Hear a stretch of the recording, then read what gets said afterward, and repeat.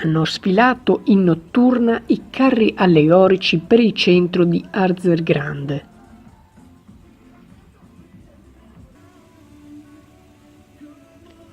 Tredici i carri, tra cui quello cittadino, fuori concorso per fair play, più 4 gruppi allegorici.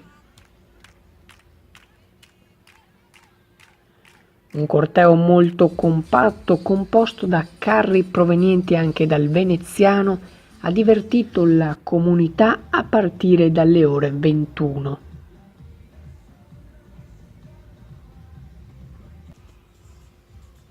La terza edizione del Carnevale in Piazza è stata organizzata dal Circolo di San Giuseppe in collaborazione con Comune e Pro Loco ed è inserito all'interno della Sagra di San Giuseppe.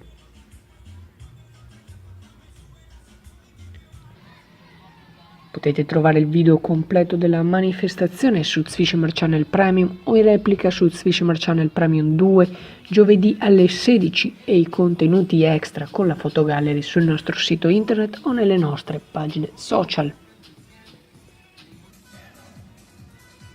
Swishamer Channel News Night, Arzer Grande.